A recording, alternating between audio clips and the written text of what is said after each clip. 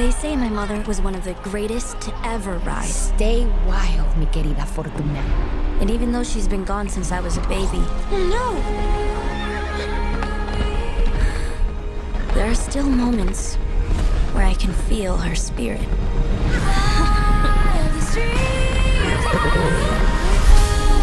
Welcome to Miradero. This horse got a lot of spirit. You do have a lot of spirit. Easy, boy. I just rode a horse! You are lucky you didn't get yourself killed. You stay away from that horse. Dad, it's not his fault. I'm trying to keep you safe. He said, let's get out of this town. Just take it slow. Horses can feel what you feel. It's in your heart to run free. It's in mine, too. I'm gonna call you Spirit. Let's round up that herd, boys. We need to get Spirit back to his family. This is a terrible idea. Sign me up.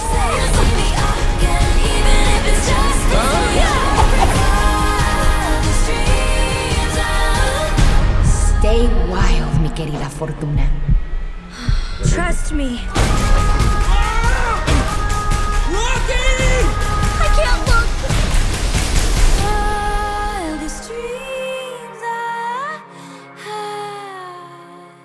Spirit Untamed, the latest feature from DreamWorks Animation, is set in a frontier town and follows a feisty young girl named Lucky, voiced by Isabella Merced, who befriends a wild horse named Spirit.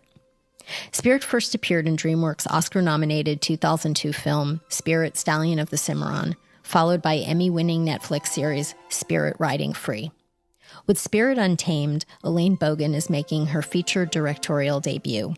At DreamWorks, she previously helmed episodes of Guillermo del Toro's Tales of Arcadia series, as well as Dragon's Race to the Edge. The women on the film also include writers Ori Wallington and Kristen Hahn, as well as producer Karen Foster. The score is composed by Amie Doherty, who came out of the Universal Composers Initiative, which actually was started in collaboration with DreamWorks. Today we'll be talking about Spirit Untamed, listen to some of the score, and catch up with DreamWorks Animation. Our guests are director Elaine Bogan, composer Amie Doherty, and DreamWorks Animation president Marjorie Cohn. I'm Carolyn Giardina. Welcome to the Hollywood Reporters Behind the Screen.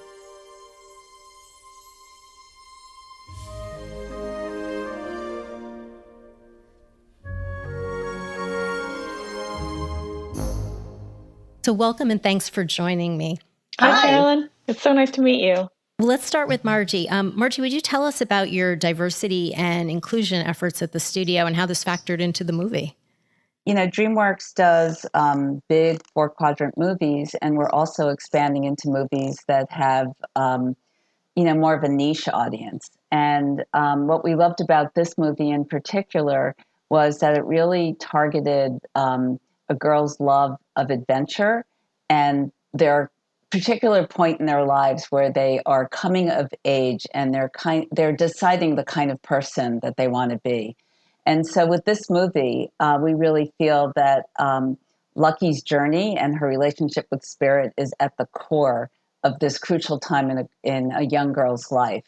And this movie was just a really beautiful way to bring that to life. And tell us a little more about the genesis and how did Elaine come on? Well, we always say this movie is a virtuous circle of new media because it was a movie that inspired a television show that then inspired a movie. So, completed. It's completing its full cycle. And we were looking for a female director. We thought that the movie should have a lot of female leadership. And we knew Elaine from her work on Dragon's Race to the Edge, where it's a combination of adventure, of kids, comedy, scope. It's one of our most cinematic TV shows. And then we found out Elaine rode horses. So it felt like all signs were just pointing in one direction.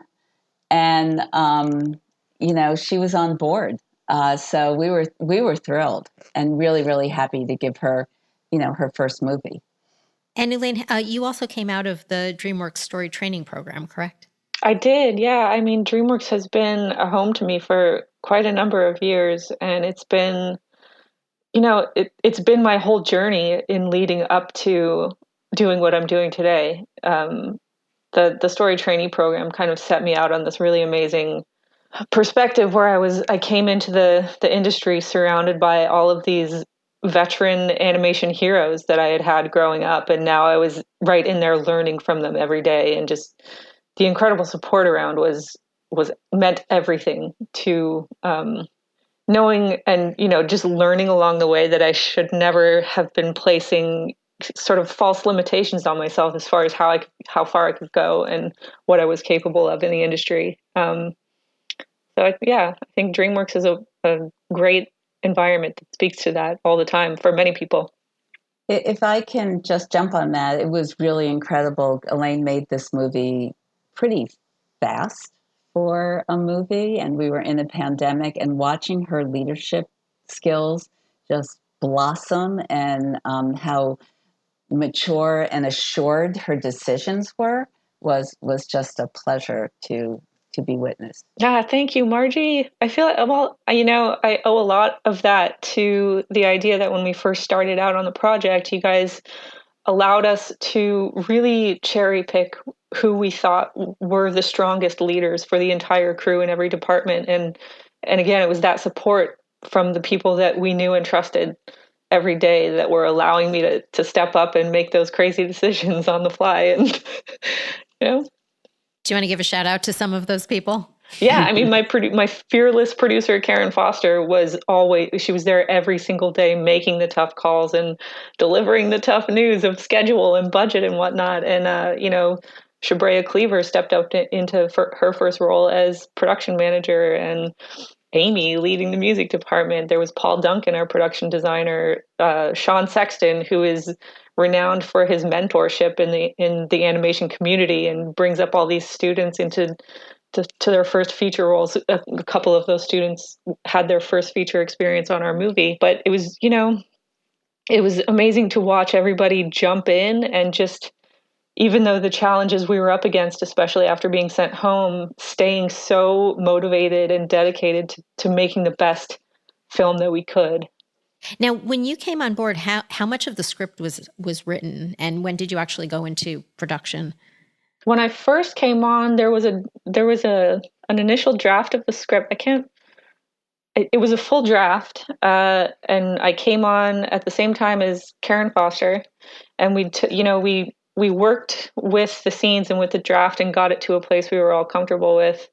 We probably spent a month or two with that, Margie, I think, and then just dove right into storyboarding. It was all so quick and running as fast as we could.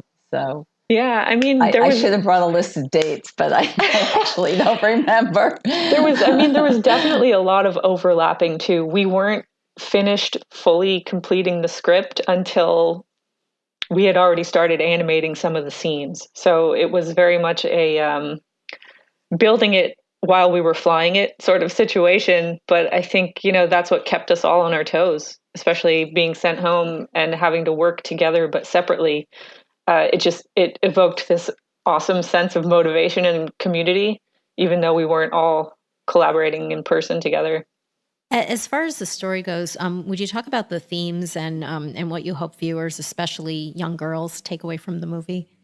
We had a lot of goals in that respect when we first started out. And like we were, Margie mentioned, the sense of empowering the young female audience and the camaraderie and sisterhood of supporting each other to achieve impossible things. There's a lot in our story that speaks to that. And we wanted to really create a world and a cast of characters that felt like it represented the reality we live in today.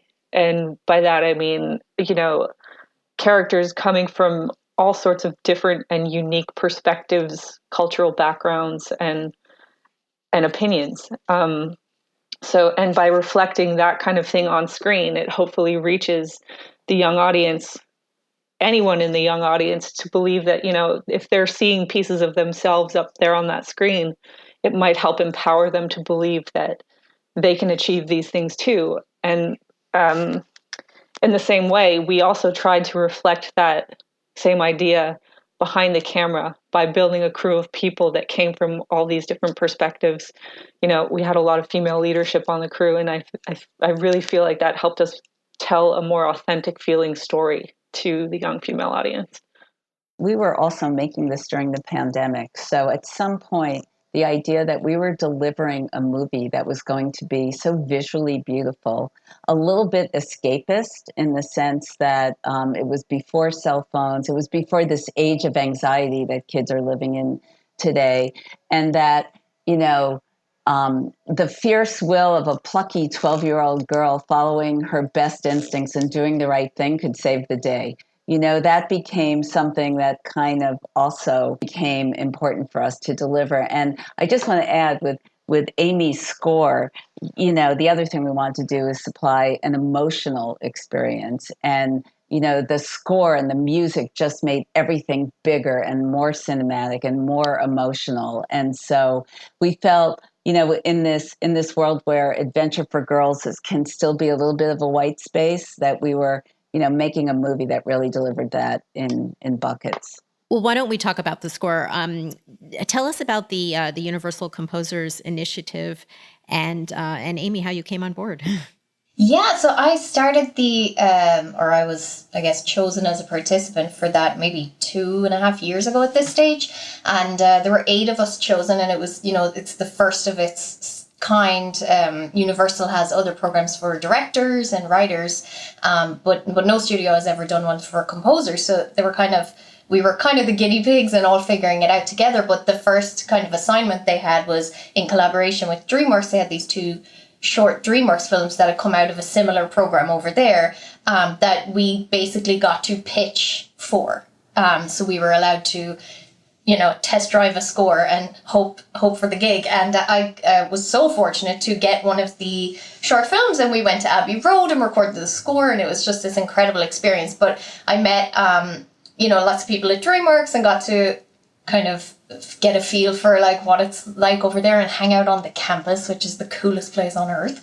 And that short was marooned, correct? Was marooned, yes, yeah. And that was directed by Andy Erickson, who is a storyboard artist at DreamWorks and a friend of Elaine's, I believe. And he's great. And it was produced by Jeff Herman, who also just produced Boss Baby 2. So it was such a wonderful experience, and on kind of like a short film, it was 10 minutes. So after that had finished, I guess I kind of worked with the Universal Film Music team, and Mike Knobloch, who's the president of music at Universal, he recommended me to this team to just meet, and they sent me over the script, and I read it, and I loved it, like exactly what Elaine was just saying about, you know, that sense of empowerment in the script. I loved that I got to the end and realized, oh, like no one mentioned beauty or, you know, like how these girls look and how that would affect their life. It had nothing to do with that. It was this just amazing adventure story. They were all friends. No one was pitted against each other. And it was just all about like support and the friendship that, you know, I think we all have as young girls. We do all have those friends, hopefully, that kind of build you up. And I just loved it. I love big adventure movies, and this was definitely the kind of movie I would have adored as a child. So, and as an adult. So and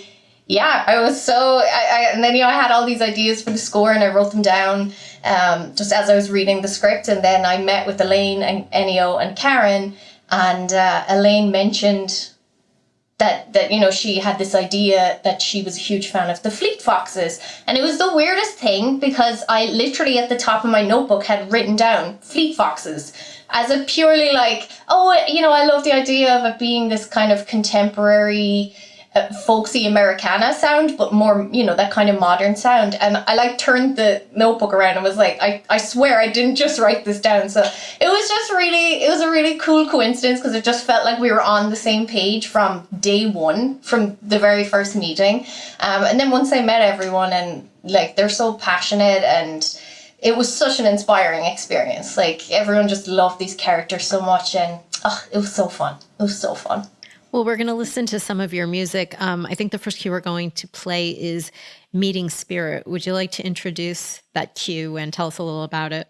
Yeah, so this cue is kind of the first, well, obviously it's where we meet Spirit.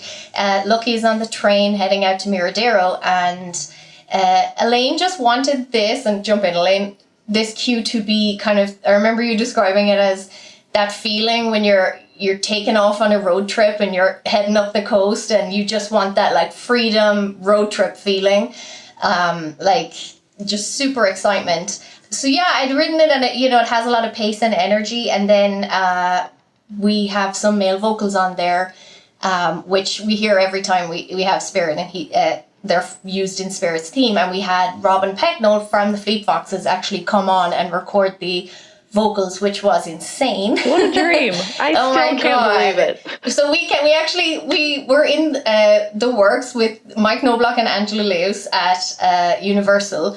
We're trying to get Robin to come on and sing the vocals for about 2.5 months. We had this email chain going, and we didn't want to tell Elaine because we didn't want to get her hopes up until he said yes. But then we sent him over a bunch of cues, and he listened and he really liked them and was super excited to come on and record the vocals. So I'm pretty sure you were just trying to avoid me emailing you every 2 hours. Did you get him yet? Did you get him yet? But yeah, it was so exciting. Okay, well, let's listen.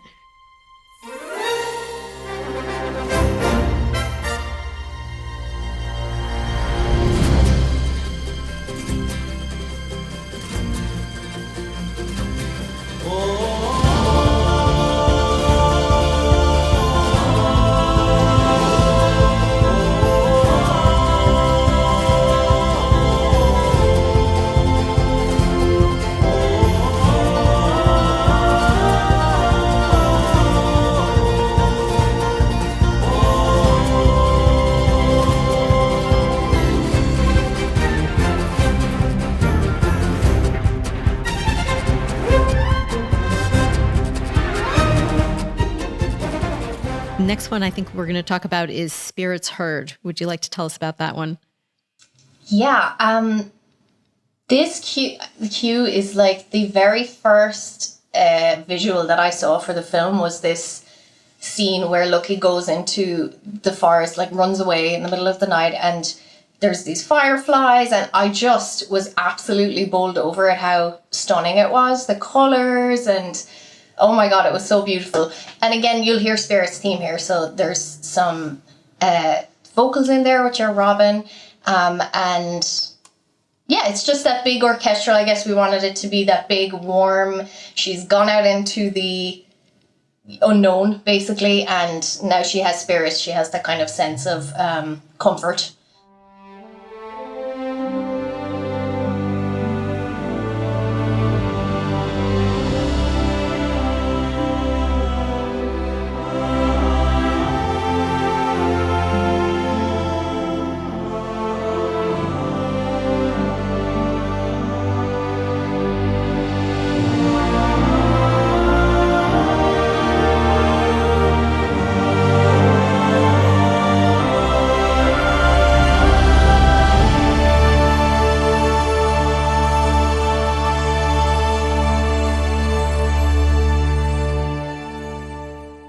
And Amie, would you like to also talk about the climatic rescue mission?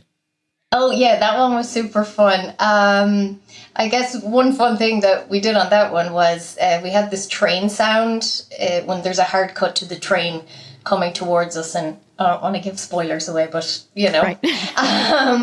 And so I timed the music to the train sound so that it was all kind of working in sync together.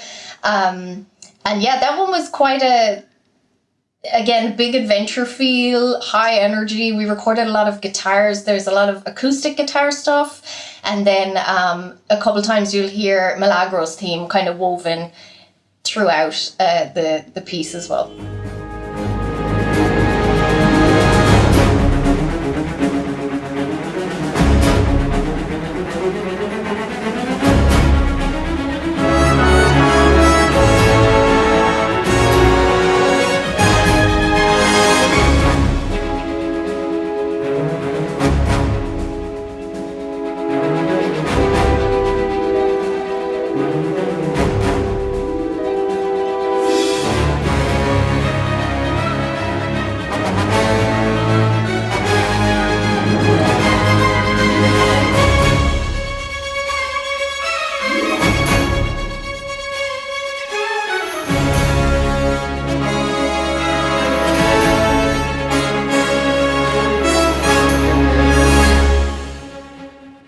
And this was also recorded during the pandemic. So would you tell us how that worked out? Oh, yeah. Yeah, we recorded, well, I guess when we had first, talked way back when, we knew that it would be based in orchestral score. I mean, God knows, we were like, how are we going to record this? And honestly, there was a point where I thought this just is not going to happen. Because I came on the film last May 2020, and we were talking about recording in January, February. And then as things got worse and worse, I was just like, I don't know how we're going to do this. Some people, on another film I'd done, I'd recorded one musician at a time at their home and then pieced it all together. And I thought, how are we going to do this for a huge orchestral score? Karen Foster pulled it together and Margie, and I don't know how they did it, and Mike and everyone at Universal, and we had 9 full days at Abbey Road, which is unheard of. We had to split up the orchestra just due to COVID restrictions. So we did 4 days of strings, 2 days of brass, 2 days of woodwinds, and then a day of percussion. And then I recorded some soloists here, like the Spanish guitar stuff and the acoustic guitar and the vocals. But it was really fun during the recordings because we were here in LA, from 6 a.m. to 2 p.m. every day, listening into the orchestra. I was speaking directly into their headpieces. It was technology is amazing. It was crazy. And Elaine and Ennio and Karen and Marjorie and everyone was listening in on their own systems at home and texting me and sending pictures. And it was super exciting, and people kept saying to me like, oh, it's such a pity you guys can't all go over there for the session. And honestly, I don't feel 1 ounce of sadness that we couldn't go. The fact that we did it at all is insane in this COVID era. We recorded like an 80-piece orchestra for this film, and got, it was mixed and it sounded incredible, and the guys at Abbey Road, their whole team just pulled off the impossible.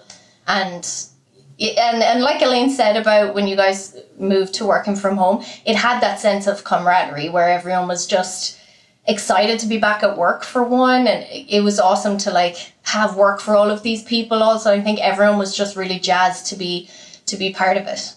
I was also just stoked to have been getting my own very live private concert streaming from Abbey Road soundstage into my living room, drinking my coffee on the couch. It was you had it on a big projector, right? I know. You had a cinema screen of Abbey Road. We put out the sound system, put the projector up. Felt like I was right there. Yeah, it was really, really awesome. You also have the original song Fearless, which really underscores the theme of the movie too. Would you tell us about that song? Yeah. Elaine, do you want to talk about the... Well, I'll just be bragging about you, Amie, but here I go. I remember it was, so this song, Fearless, was, I think, correct me if I'm wrong, Amie, the very first conversation we had. Mm-hmm. When you first came onto the film, we sat down because we knew we needed something big and important. And it was no small task. So we knew we needed this song that would do a lot of things for us in the film. And the first thing it had to do was open the movie and introduce Milagro, Lucky's mother, as a big, important character in the movie, though we never see her other than the first minute of the film physically. And we knew we needed the audience to recall the memory of her and be reminded of her at various points throughout the rest of the movie. So not only did we need this consistent, really immediately memorable sound for the audience to cue into throughout the movie, but we also needed this particular song to come back in many different forms and in different emotions to do different things. So for, it's not that we felt bad asking Amie because she went away and nailed it. So the song ends up coming back, it begins as this sort of lullaby type thematic introduction to who Milagro was in Lucky's life. And then throughout the story, it comes back when Lucky's sad and remembering bits of her mother and, just little cues of things that she finds around the house. And then at another point, it comes back when Lucky has to channel her mother's strength and make it across this big giant obstacle. And then again, it comes back as a big celebratory moment where the whole family reunites and comes together. So launching a composer off on something like that for their very first assignment on the film, it was big. And I'm not even kidding. Amie went away for probably 2 weeks, came back and played us something she had. You know, the lyrics are temporary, they can always be changed, but here's what I was thinking. And we all sat down and listened to it, and we all practically burst out into tears because it was exactly what we wanted. And but that was a testament to you. I mean, we had gotten on the phone to talk about what it should be, and I just kept asking all of these questions about what the emotion should be. And, you know, to Elaine's credit, and Karen and Ennio, you guys were so clear about what it was about. It was about this fierce woman who wants to like pass along her sense of adventure and fearlessness. And I'm sure the word fearless came up many times, you know, and I'm just writing down these words, like brainstorming as we're going. And honestly, I went away. I think we talked for about an hour just about Milagro, how she was feeling and how. And it wasn't even about how it would come back so much at that stage, Elaine. I think it was, we were just trying to nail what would Milagro say to her daughter, her baby daughter. Like, what is it that she wants to leave her with? And she wants her to grow up and be, you know, strong and brave. So, and I was so inspired when I got off the phone. You know, I literally sat down and like, I had the idea pretty quickly in like an hour or two, but it was like a 30-second version of it or something. So played around with it. And then honestly, I thought myself, and I had said to them, I'm not a lyricist and I don't really write songs. So we'll, you know, they'll hire a lyricist and we'll figure it out together, but I'll just work on the melody because I would like to incorporate it in the score as we go. Like every time, like Elaine said, we want to feel Milagro's presence. You know, I love the idea of using the music to help do that. And yeah, I just wrote the lyrics and very cringily recorded it myself singing it. And I sound like, honestly, some form of chipmunk Mary Poppins. No, it's beautiful. And sent it to them thinking, oh, it's only the few of them here and I'll tell them it's just a temporary thing. And you guys sent it around to everyone. I know Margie got it. I was mortified. Are you kidding? I was so excited because, you know, this song had to carry a lot of weight throughout the movie, and you just nailed it. Aww. And it was evocative and emotional. I think I cried when I heard it, Elaine. How many times do we talk about crying in this movie when we screen things? But really, it was perfect.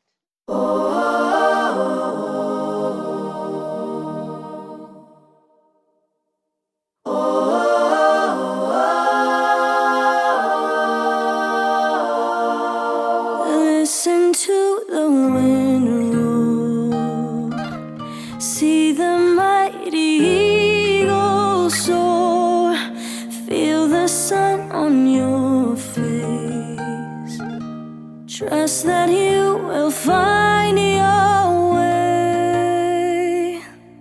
And when the night is cold and dark, know that you have fire in your heart. Be strong, be brave, and let courage lead the way. Stand tall and know who you are. Wild heart, wild soul, roam free to the unknown. And know that you have everything you need to be fearless. Let's talk about voice casting a little bit. Tell us about finding Lucky and her friends. Well, you know, there was a big theme of us just wanting to be really honest and authentic about everything in the movie, and particularly in the people that we cast to play these characters. And with every character, especially Lucky and Prue and Abigail, we set out looking for 3 young women that already embodied the same ideas we wanted these characters to embody up on the screen. And, you know, as an example, Isabella Merced, in real life, she's an extremely passionate, creative, talented, and very driven person. But not only that, she's especially very connected and close with her family and to her culture. And these are all the same things that we needed Lucky to present on screen. And then there's Marseille Martin, who played Prue. In real life, she's this incredibly intelligent entrepreneur that we'll all be working for someday. And she's got goals. She knows what she wants, and she doesn't let a whole lot change her mind unless it's from her. And this is what we needed Prue as sort of like a to balance and play off of the drive of Lucky. And then there's McKenna Grace, who plays Abigail, who in real life, when we first met her, we all wanted to take her home with us because she just exudes the spirit of being in the moment. And she's just a ball of energy and love and excitement. And I have to say that when we mentioned that Abigail might be playing the ukulele in the film, she literally jumped out of her chair and screamed, "I brought my ukulele. It's in the trunk of the car. Let me go get it so I can play you all a song." And she just already was the character that we needed up on that screen. And it felt so fortuitous that all of this stuff worked out. So that, we started there, and that's how we kind of approached everyone that we brought onto the cast. And we should talk about the animation as well. Now, the 2002 Spirit movie actually wasn't computer animated. The series is CG, but you mentioned earlier to me that you did quite a bit of work to make this film more cinematic, in your own words.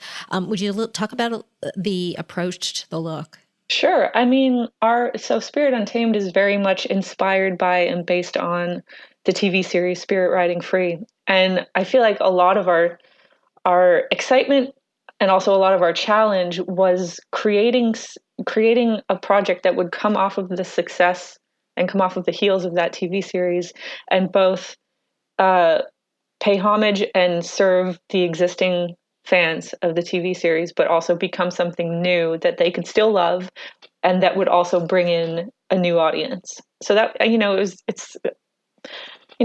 not only trying to direct my first feature, but I have all these new elements coming at me for the very first time, and it was a fascinating learning experience.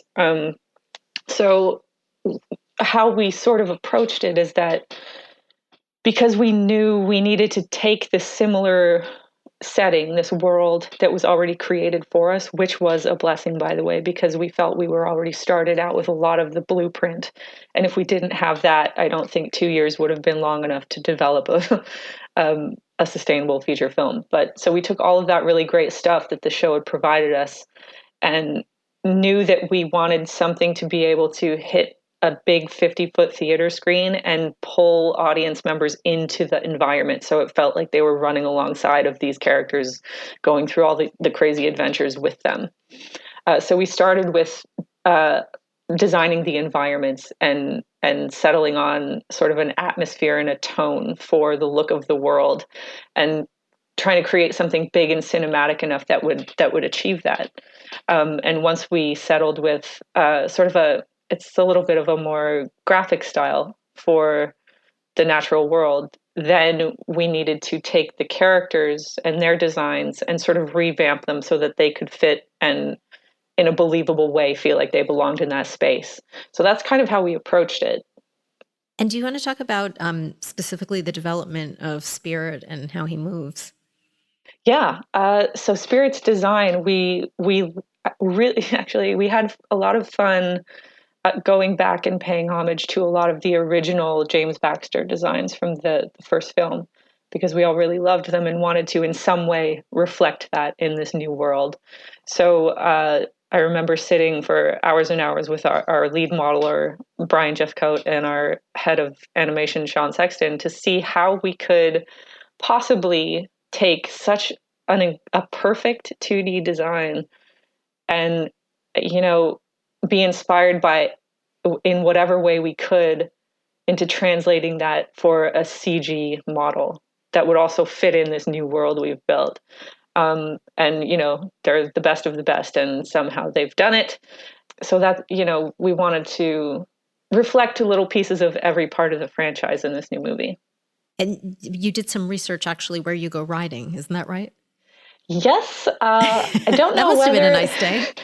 To this day, I'm not sure whether or not Ennio and Sean loved it, but I dragged them over to the Equestrian Center and I put them up on a horse and dragged them up the hills of Griffith Park in the middle of Los Angeles. And, I was mainly at the front holding my iPhone shooting video backwards because I didn't want to miss any of it, but I had to look where I was going. So a lot of it was about, because for me, it's impossible to, in words, describe to someone the emotions and what it actually feels like to communicate and interact with one of these sometimes impressively intimidating animals, other than just having them do it. So, after I tortured my poor dear friends, we took a lot of the story artists and some of the art team to the LA Equestrian Center where they could, approach and interact with some of these animals, because it was really important to us that we created a world that felt authentic and believable, particularly to a lot of the audience who are horse people as well, and will be able to tell whether or not this was, it felt real. I will say that to the uninitiated, it felt very real. Plus, there had to be a relationship established between a horse and a girl, but the horse was not anthropomorphic. So they never pushed you past believability. You understood that they were soulmates and that they really could communicate and understand each other. But Spirit did everything he did. He just seemed like a real animal, like a real horse, and so did the rest of the herd. And it really was surprising and spectacular.